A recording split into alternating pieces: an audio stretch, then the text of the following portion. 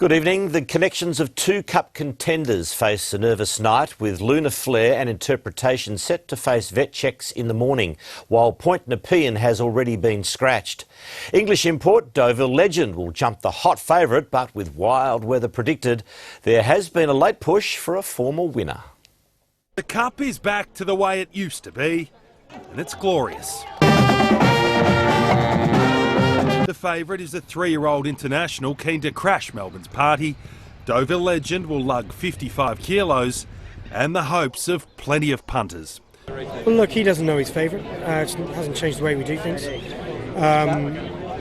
He's very short price, and I think that's, whether he should be or not is for you guys to decide. When can you dare to dream about the fourth? 50 metres out? Yeah, we won't be getting ahead of ourselves, definitely. It's a great race to be involved in, and hopefully I can just give the horse a nice trip round and be smoking the pipe at the 400 and pressing the button, and away we go. For Kieran Maher, it's a case of best of 5 tomorrow. Gold Trip, the pick of his handful of runners. There's a lot to like about him. He's got the miles in the legs. He'll like it if it rains a bit too, which probably looks likely. Mickey D will hit the Cup after a win in the Derby, but he faces a nervous night as he waits for Lunar Flare to be cleared by vets tomorrow. Go to bed with fingers and toes crossed and hope for the best. At this time of year, you'd be mad to ride off a Williams-Waterhouse combination. We're very confident with him, but we're also very confident with the older horse. And if winning form's good form, well, Vow and Declare is the horse that can bring it. I think that the event of the day, he'll take all that in, as he did the year he won, and he's not a horse that's going to be fazed by that, and having been there before is a big part of that. And the good judges reckon he might just be a good thing again.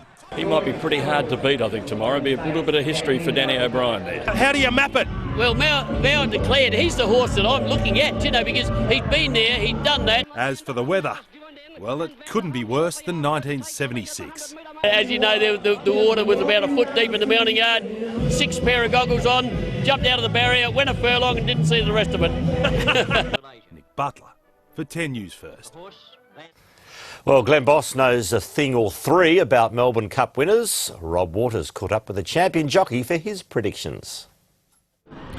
Well, it's Cup even. We're here at the Call of the Card. I'm with the great Glenn Boss, who won the Melbourne Cup 3 times with the great Mackay Diva, and this must bring back so many great memories for you. Oh, this week is amazing. We just finished the parade through the city, and here we are at the Call of the Card. So have you landed on a winner? We want the Glenn Boss tip ahead of the big race. Yeah, I've been to and fro about this race for the last week. I was all over Loft, and then he was scratched, so I've had to shift my psyche another way. I kind of think Montefilia will run a really bold race. She ran super in the Caulfield Cup. No luck, and just ripped through the line. Deauville Legend, if he turns up in the right form, he could win this race for fun. But he's got to carry a weight record for a 3-year-old. He's got to go 2 miles, which he hasn't done before, and if we get wet ground, he's a little bit unknown. So there's a few things that are against him. But it will be fun to watch Kieran McAvoy, if he does win, to win his 4th Melbourne Cup. That'll be something to behold. But I think Gold Trip at the top of the weights can run well, and Realm of Flowers right down the bottom with 50 kilos can run as well. Now, Little Birdie told me that you were interested in a previous Melbourne Cup winner, Vow and Declare. You think he's a chance? Well, he is a chance. He won the race 2 years ago, and he's been off with injury and whatnot, but he seems to be in a really good place at the moment. His mindset's good. He's physically really well. Yeah, if you're mucking around with quaddies and what you're doing and trifectas and first fours, don't leave Vow and Declare out. Okay, well, I'll have a bit of that action then. So is this the time of the year when you start to miss it? Oh, there's no doubt. Yeah, it's only a year ago that I was riding, so I miss it. But I'm in, with Channel 10 now and doing the coverage and working with Eddie and Francesca and the crew there. It has been so much fun, and Channel 10 has really pumped out really good content this year. It's been really great to be part of. Well done, Glenn. You only mentioned Channel 10 about 18 times there, so well done. Channel 10. Coach the Cup on Channel 10 tomorrow. Thank you, Rob.